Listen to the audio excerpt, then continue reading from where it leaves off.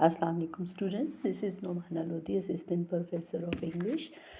In our last lecture we were doing the types of sentences according to use, meaning and purpose, and we covered the 4 types of sentences, and now the fifth one it remained. Now I just discuss it today. These are the optative sentences, and this is included in the type of sentences which are based on use. What are the optative sentences? We see its definition. The sentences which express some desires, pray or curse, these are called the optative sentences. वो sentences जिसमें ख्वाहिशात का दुआ या बदुआ दी गई हो उनको optative sentences कहा जाता है. इसकी एग्जाम्पल्स हैं. Put that I have succeeded, this is the desire. May you live long, this is the prayer. May you go to hell, this is the curse. First पे ख्वाहिश का इजहार किया गया है, सेकंड में दुआया है ये, और थर्ड वन जो है ये बद्दुआ दी गई है. तो मैंने आपको पहले ही बताया था कि इसमें इस टाइप में 4 जो हैं वो मोस्टली जो है वो शामिल की जाती हैं, लेकिन मैंने इसमें 5th वन को भी शामिल किया है. WH क्वेश्चंस, ये भी मैं आपको बताना चाह रही थी. लास्ट टाइम जब हमने इंट्रोगेटिव सेंटेंसेस के उस टाइप की बात की थी तो उसमें जो है मैंने आपको बताया था कि क्वेश्चन जो हैं वो हेल्पिंग वर्ब्स और ऑक्सिलरी से भी बनाए जाते हैं, और इसके अलावा कुछ क्वेश्चन जो हैं वो WH क्वेश्चन वर्ड से भी बनाए जाते हैं. Who, what, when, where, why, these are the W question words जो W से स्टार्ट होते हैं. और how, it is the H question word, यानी H से स्टार्ट हो रहा है.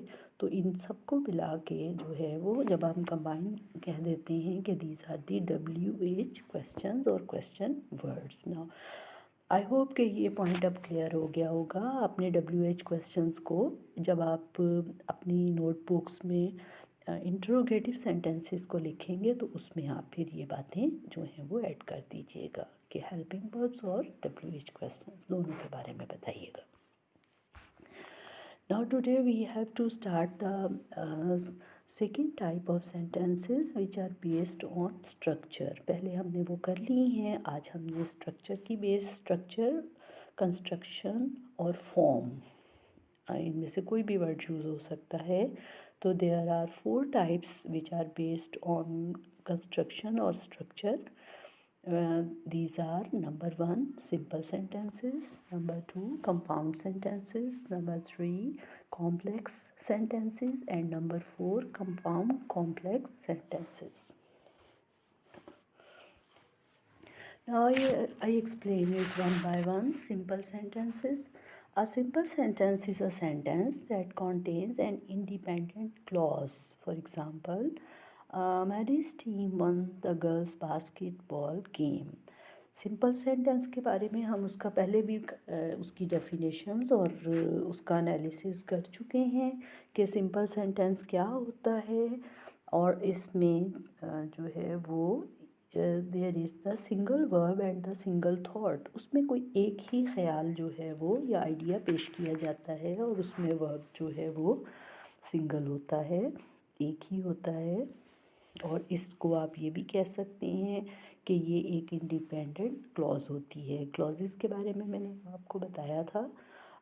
और उसमें क्लॉजेस की भी जो है वो 2 टाइप की हो सकती हैं. इंडिपेंडेंट जो ख़ुद मुख्तार होती हैं जिन्हें किसी और वर्ड की ज़रूरत नहीं होती, और डिपेंडेंट जो दूसरों पे डिपेंड करती हैं. लेकिन सिंपल सेंटेंस में इंडिपेंडेंट क्लॉज ही यूज़ होती है. Now the second type is compound sentences. A compound sentence is a sentence that contains 2 independent clauses separated by a coordinating conjunction. यानी ये कंपाउंड सेंटेंस जो है वो ऐसा सेंटेंस होता है जिसके 2 पार्ट्स होते हैं और 3 भी हो सकते हैं. उसमें 2 इंडिपेंडेंट क्लॉजेस होती हैं. 2 पार्ट्स होते हैं और दोनों ही ख़ुद मुख्तार होते हैं, या दोनों ही जो है वो जॉइन तो किया होता है कोई कंजंक्शन लगा के। कंजंक्शन उस वर्ड को कहते हैं जो टू पार्ट्स को, सेंटेंस के टू पार्ट्स को जॉइन करता है, कंबाइन करता है, उन्हें जोड़ता है। तो इसकी एग्जांपल देखें, Maddy, John and Jack watch television while Susan eats noodles. इसमें थोड़ी सी मिस्टेक है, इधर वॉचेस नहीं आना चाहिए था, वॉच आना चाहिए था, ई एस आप ना लिखिएगा, और सॉसन के साथ ईट्स आना चाहिए था, तो इसको ये ईट के साथ एस लगा दीजिएगा। तो इसमें आप देखें, there are two parts. First is Mandy, John and Jack watch television, यानी ये तीन लोग जो हैं वो टीवी देखते हैं। वाइल, जबकि सॉसन ईट्स नूडल्स, जबकि सॉसन जो है वो नूडल खाती है। तो इसको अगर हम, इसमें वाइल का वर्ड लगा हुआ है, दिस इज़ द कंजंक्शन, ये जॉइनिंग वर्ड है, ये इन दोनों को, दोनों क्लॉजेस को जो दोनों इंडिपेंडेंट हैं उनको जॉइन कर रहा है, उनको जोड़ रहा है या मिला रहा है, कोऑर्डिनेट कर रहा है।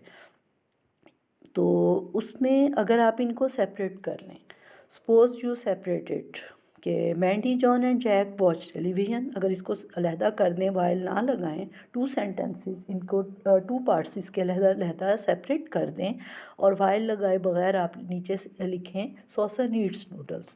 तो अगर आप इनको सेपरेट भी कर देंगे तो इससे इनके मीनिंग पे कोई फ़र्क नहीं पड़ेगा, क्योंकि दोनों इंडिपेंडेंट हैं, दोनों डिफरेंट आइडियाज़ पेश कर रहे हैं। तो वी कैन कंक्लूड के compound sentences, in compound sentences there are two और मोर थॉट्स और ideas, and there the action word और verb are the two verbs and two thoughts. और इसमें दोनों की दोनों जो पार्ट्स हैं वो इंडिपेंडेंट हैं। If you separate them then there is no difference in the meaning, no problem with the meaning, and they can be used separately। और इनको जॉइन जो किया गया है वो कोई कंजंक्शन लगा के, जॉइन करने वाला वर्ड लगा के किया गया है। तो इसमें डिफरेंस क्या है, सिंपल सेंटेंस में there was the single thought और सिंगल वर्ब, एक ही वर्ब यूज़ हुआ था और एक ही ख्याल था। यानी इसको देख लेते हैं कि Maddie's team won the girls basketball game, इसमें वर्ब कौन सा है, वन, और ये एक ही बात हुई है, एक ही ख्याल है, एक ही आइडिया है और एक ही वर्ब है।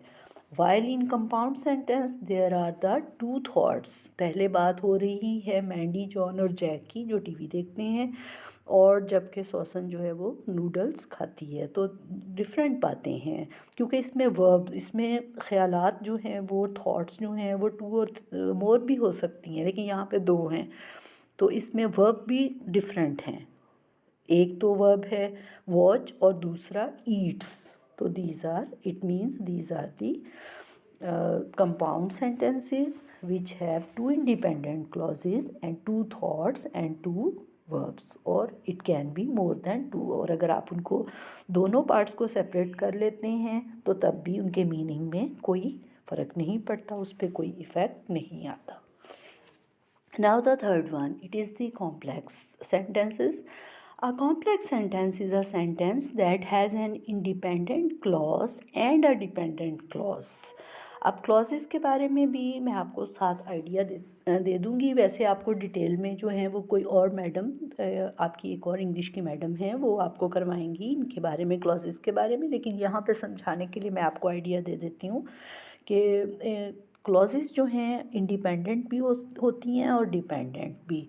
इंडिपेंडेंट या मेन क्लॉजेस, या इनको प्रिंसिपल क्लॉजेस कहते हैं, और डिपेंडेंट को सबऑर्डिनेट क्लॉजेस कहते हैं। तो इंडिपेंडेंट क्लॉजेस जो हैं ये अपना एक खुद मुख्तार या अलहदा भी इस्तेमाल हो सकती हैं, जबकि डिपेंडेंट क्लॉज या डिपेंडेंट पार्ट सेंटेंस का वो होता है जिसके मीनिंग को क्लियर होने के लिए दूसरे पार्ट पे डिपेंड करना पड़ता है, जैसे इसके नेम से ही जाहिर है। तो let us see the example. When Elizabeth handed in her homework she forgot to put her name on it. जब एलिज़ाबेथ ने अपना काम दिया तो वो उस पर अपना नेम लिखना भूल गई। अब फर्स्ट वाला जो पार्ट है, इस सेंटेंस के भी टू पार्ट्स हैं, उसमें एक में वैन लगा हुआ है, वैन से स्टार्ट हो रहा है, और सेकंड वाला पार्ट जो है उसको दूसरे से कॉमा लगा के ज्वाइन किया गया है। अब अगर हम इनको सेपरेट सेपरेट देखें, अगर आप फर्स्ट पार्ट देखें, when Elizabeth handed in her homework, जब एलिज़ाबेथ ने अपना होमवर्क दिया था, अगर इसको सेपरेट आप रखें। और अगर हम नेक्स्ट पार्ट को हम इसको अलहदा बोलते हैं, she forgot to put her name on it, वो उस पे यानी अपना नाम लिखना भूल गई थी। तो इसमें she forgot to put her name on it, वो अपना नाम लिखना भूल गई थी, ये एक सेपरेट आइडिया है और ये अलहदा से भी हम बात कर सकते हैं। इसमें फॉरगॉट जो है ये वर्ब है। और फर्स्ट वाला जो पार्ट है, जब एलिज़ाबेथ ने अपना होमवर्क दिया, अगर आप इसको सेपरेट करते हैं, when Elizabeth handed in her homework, और आखिर में फुल स्टॉप लगा के इसको ख़त्म कर देते हैं सेपरेट करके, तो मतलब क्लियर नहीं होगा, मीनिंग इज़ नॉट क्लियर कि जब दिया था तो फिर क्या हुआ। There will be some question कि बात कंप्लीट नहीं हुई। और इसलिए इसको वो पार्ट सेंटेंस का जो कि सेपरेट करने से उसका जो है वो meaning is not clear, then it is the dependent clause. ये सेंटेंस का वो हिस्सा है जो डिपेंड करता है, इन्हसार करता है दूसरे वाले पार्ट पे अपने एक्शन या मीनिंग को क्लियर करने के लिए। और सेकंड वाला she forgot to put her name on it, ये जो है ये इंडिपेंडेंट है, अगर आप इसको सेपरेट भी लिख देंगे तो फ़र्क नहीं पड़ेगा और इससे मीनिंग जो है वो उसका जो है वो कंप्लीट है। तो इस पार्ट को सेकंड वाले को she forgot to put her name on it, इसको आप इंडिपेंडेंट क्लॉज कहेंगे, क्योंकि इसको अपने मीनिंग या एक्शन को कंप्लीट करने के लिए किसी और पार्ट की ज़रूरत नहीं है। तो this is the independent clause and the first one with when जो है पार्ट वो डिपेंडेंट या सबऑर्डिनेट है, यानी वो उसके तहत है। Now the fourth and the last one is the compound complex sentences. अब आप you can detect from its title और name कि इसमें दोनों वर्ड्स यूज़ हुए हैं, कंपाउंड का भी और कॉम्प्लेक्स का भी। कंपाउंड तो आपने अभी किया है कि वो सेंटेंसेस होते हैं जिसमें इक्वली जो है वो इंडिपेंडेंट जो है वो क्लॉजेस या सेंटेंस के पार्ट्स होते हैं, जबकि कॉम्प्लेक्स अभी आपने किया है उसमें एक पार्ट जो है वो इंडिपेंडेंट होता है, उसे दूसरे के बगैर भी इस्तेमाल कर सकते हैं, जबकि दूसरा वाला पार्ट जो है वो पहले वाले पे डिपेंड करता है। तो कुछ ऐसे वेरी लेंथी सेंटेंसेस भी हैं, बहुत लॉन्ग सेंटेंस ऐसे होते हैं जिनमें के 2 या 3 क्लॉजेस यूज़ होती हैं, at least 3 clauses. A compound complex sentence is a sentence that contains two independent clauses, a dependent clause and a coordinating conjunction। यानी इसमें क्या क्या कुछ होता है कंपाउंड कॉम्प्लेक्स सेंटेंस में। इसमें टू तो ऐसे पार्ट्स होते हैं जो इंडिपेंडेंट होते हैं, जिन्हें दूसरे की ज़रूरत नहीं है अपना मीनिंग कंप्लीट करने के लिए, जबकि एक पार्ट ऐसा होता है वो जो उन दोनों पे या उनमें से किसी एक पे डिपेंड करता है, उसका इन्हसार होता है, वरना उसका मीनिंग क्लियर नहीं होता है, एक्शन कंप्लीट नहीं होता। और दरमियान में उन सारे पार्ट्स को ज़ाहिर है जॉइन करने के लिए कहीं पे तो कॉमा पुट करके जॉइन कर दिया जाता है और कहीं कोई वर्ड वगैरह भी यूज़ कर सकते हैं। तो इसको देख लेते हैं ज़रा, late us see the example. Although Bob likes to go camping, he hasn't had the time to go lately and he can't find anyone to go with।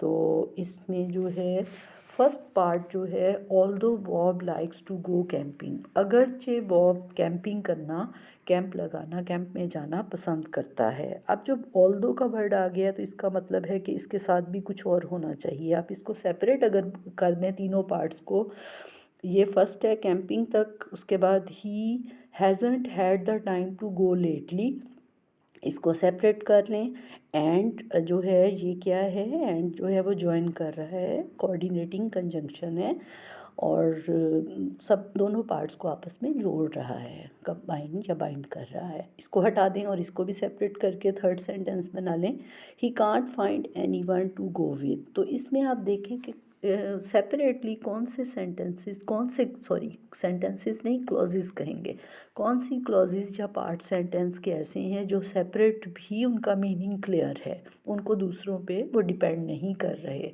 अब फर्स्ट वाला देखें, अगरचे बॉब कैंपिंग पे जाना पसंद करता है, अगरचे करता है तो फिर क्या हुआ उसके साथ, फिर वो क्यों नहीं गया या क्या वजह हुई, आपको इसका मीनिंग क्लियर नहीं है। तो which part of the sentence और which clause which depends on other parts और clauses to complete its meaning और to make it meaningful, it is the dependent. तो इसमें फर्स्ट वाला जो पार्ट है ऑल्दो से कैंपिंग तक, ये डिपेंडेंट क्लॉज है और सबऑर्डिनेट क्लॉज है।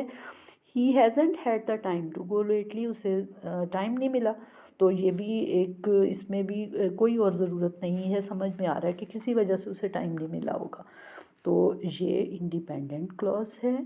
और एंड जो है ये कोऑर्डिनेटिंग कंजंक्शन है, ये जोड़ रहा है क्लॉजेस को, पार्ट्स को। और he can't find anyone to go with, उसके साथ कोई नहीं, जाने वाला कोई नहीं था, तो ये भी एक इंडिपेंडेंट क्लॉज है। First part is the dependent और subordinate clause. Second part of the sentence, it is the you can say it is the independent or principal clause, and the third part after and it is also the independent clause. तो इसमें एक clause जो है वो complex के वाली बात है कि सबऑर्डिनेट क्लॉज यूज़ होती है, और बाकी दो जो हैं वो इंडिपेंडेंट क्लॉजेस हैं। They can the action is complete separately, उनको सेपरेट करने से भी काम बन जाता है। तो इन compound complex we can say in these sentences it is a very lengthy sentence, and here are the more ideas, 3 ideas in it, 3 बातें हैं, 3 इसलिए 3 thoughts हैं इसमें कि इसमें verbs जो हैं वो ज़्यादा हैं। एक likes है, hasn't had, this is also the verb, helping verb और full verb, और can't find, this is also the helping verb and main verb। तो ये सारे एक्शन जो हैं वो it has the 3 ideas। तो I hope that you would have understood the type of sentences according to the which are based on structure, construction, and then these are the 4 types. One is the simple sentence, second is the compound sentence, third is the complex sentence, and the fourth one is the compound complex sentence. So thanks for watching. Inshallah next one I will come with some new topic for you, and I hope you are getting or understanding all the lectures. Now the students, you have to learn them. You just write their definitions, examples, and try to identify them कि ये इनमें क्या है, जैसे मैंने आपको समझाया है इस तरह। फिर इसके बारे में नेक्स्ट हम, और अभी इसकी प्रैक्टिस और एनालिसिस करना बाकी है। तो these are all only the introduction और introductory lectures on all the aspects of the ADP English 1. Allah Hafiz. Thanks a lot.